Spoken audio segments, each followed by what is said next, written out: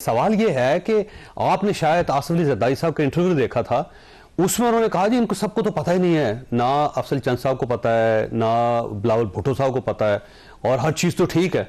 अच्छा, उनको हर चीज़ ठीक लग रही है और आपको गलत लग रही है, इसकी समझ नहीं आई वैसे मुझे। देखिए, मैं तो सबसे पहले चीफ जस्टिस सुप्रीम कोर्ट से मुतालबा करूं कि आपने बड़ा अच्छा कदम उठाया है। आपने सदर पाकिस्तान को और इलेक्शन कमीशन को पाबंद करके और आपने 8 फरवरी का इलेक्शन के इनेकाद किए।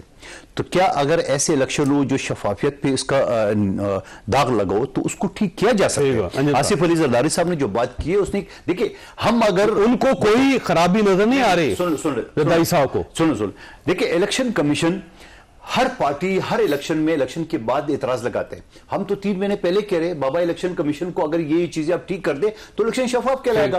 तो वैसे ये एतराज आपके पे किया जाता है कि जो निगरान हुकूमत है वो आपकी बी टीम है, बल्कि कुछ लोग तो ये कहते हैं, खुर्शीद अली शाह साहब कहते हैं ए टीम है।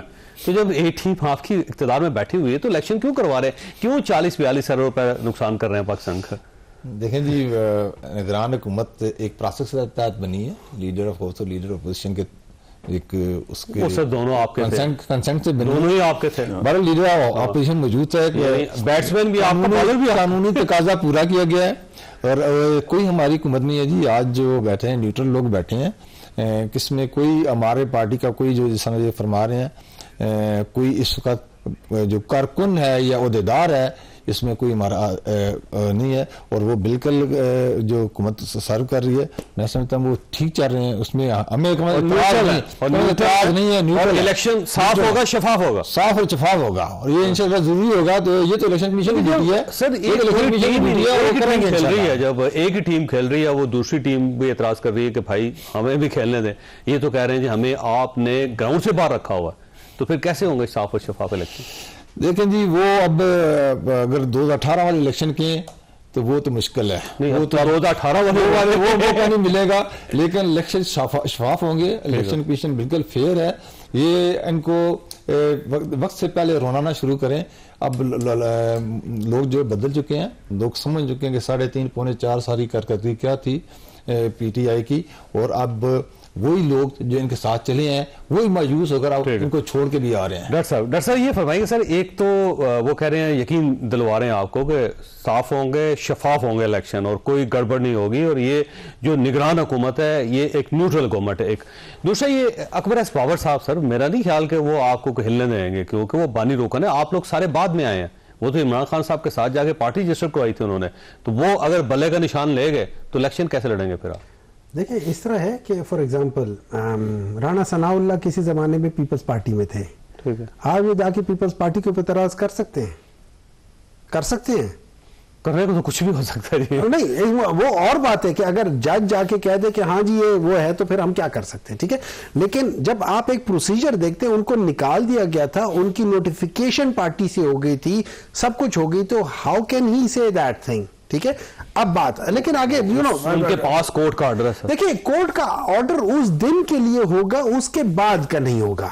अगर फर्ज करें वो केस उस लिहाज से करें कि जिस दौरान में उन्होंने फॉरेन फंडिंग का केस किया था, तो उस केस के लिहाज से उन्होंने कहा उस टाइम पे मैं देख लेना, ठीक है, नोटिस तो देख लेंगे ना, वो भी देख लेंगे ना, वो भी देख लेंगे, मौका तो दें, वो भी देख लेंगे। देखिए, मौका दिया था, सबको दिया था। कोई लोग थे पार्टी में, इमरान खान साहब थे, अकबर एस बाबर साहब, आप सारे बाद में आए। नहीं, देखिए, दो नहीं थे, बहुत सारे लोग थे, ऐसी कोई बात नहीं है। He was one of them. नहीं, हामिद खान साहब, देखें जिस दिन ये पार्टी बनने की प्रेस कॉन्फ्रेंस हुई थी उसमें हामिद खान साहब थे, ठीक है, खान साहब थे, उसके अलावा नईमुल हक थे, ठीक है, अकबर एस बाबर थे, उसके अलावा नजीब हारून थे,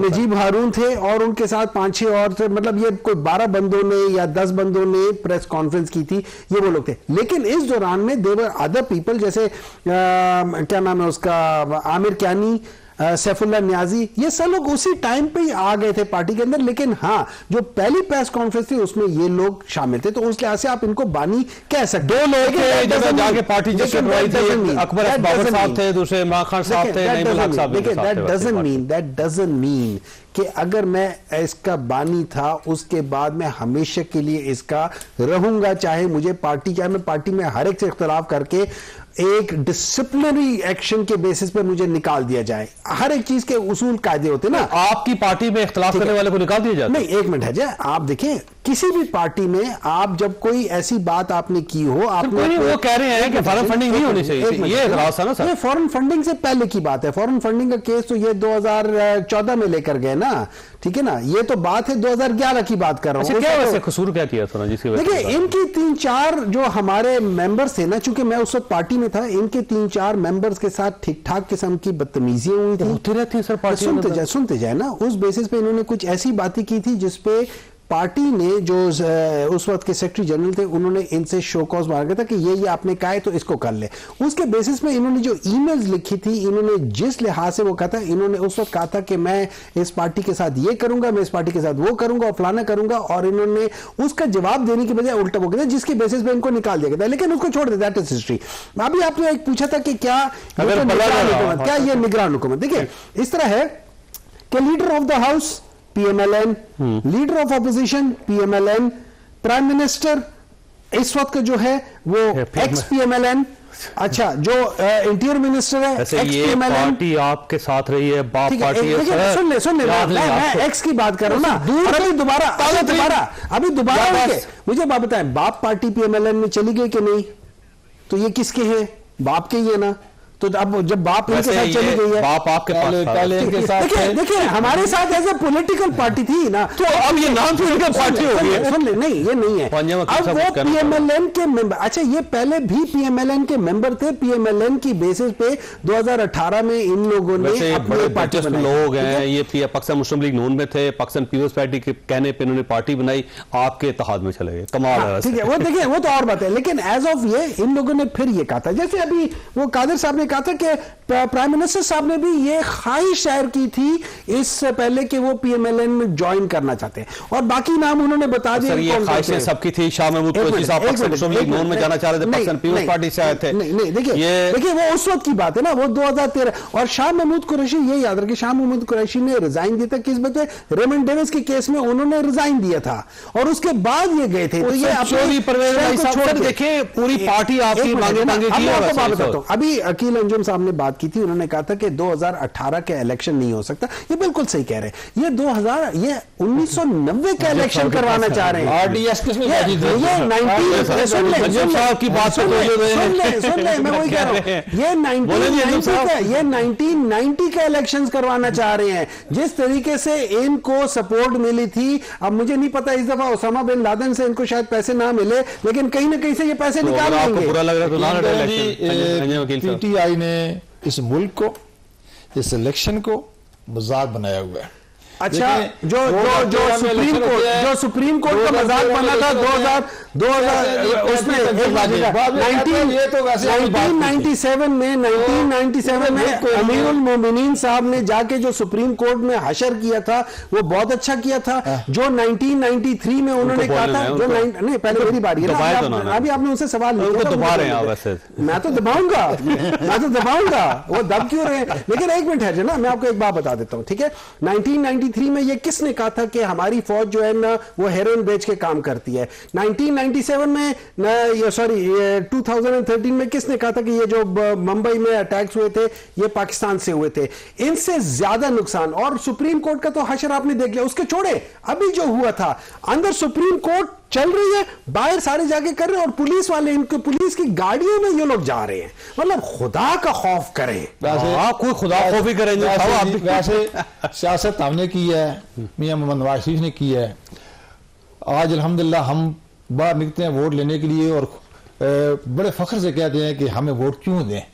इन्हें वोट इसलिए दें, वैसे आप बाहर निकल कहा रहे हैं, जंग में भी इनको उम्मीदवार निकल, इसलिए बाहर निकलना चाहते हैं, ये वोट से भागना चाहते हैं। यही एतराज है पीपल्स पार्टी तो बाहर नहीं निकल सकते। वो बिलावल साहब के ख्यालात सुने आप, वो कह रहे हैं आप वहां में नहीं जा सकते। ये सबके साथ क्या हुआ लाहौर भी याद है आपको? जंग में क्या हुआ, अता तरड़ के साथ क्या हुआ, ये सारे तो मीडिया दिखा रहे पूरा। नहीं तो ये इतने मुहब्बत वतन लोग हैं कि नवाज शरीफ साहब ने आज दिन तक जो जितने 3 द्वार गुजारे हैं हुकूमत में, अल्हम्दुलिल्लाह कोई ऐसी मिसाल नहीं मिलती कि उन्होंने पुरतशद्दुद सियासत की हो। इन्होंने जो आपके सामने है कि जिस तरह इन्होंने यहाँ पे PTV पे हमला किया, इन्होंने सुप्रीम कोर्ट पे हमला किया, इन्होंने पेशावर में रेडियो स्टेशन पे हमला किया। हमला हुआ था। हाँ जी, इन्होंने पहले मियाँ वाली आप पहले वाले की बात कर रहे हैं, दूसरे हमले की बात कर रहे हैं, अपना अपना हमला है। मियाँ वाली बेस पे हमला किया। और बिलखसूस हकीकत ये है कि इन्होंने आप एक देखें, एक तारीख पे आए हैं, एक मियाँ इमरान साहब को तारीख पे लेकर आए, मियाँ नवाज शरीफ कितनी तारीखों पे आए, कोई ऐसा वाक्य नहीं हुआ कि इन्होंने पेट्रोल पंप जलाए, इन्होंने SSP को मारा, इन्होंने DIG को मारा, और फिर इनके अपनी कारकर्दगी नहीं बता रहे, ये देखें अपनी कारकर्दगी नहीं बता रहे, ना आप बता रहे हैं ना वो बता रहे हैं, हम बता रहे हैं।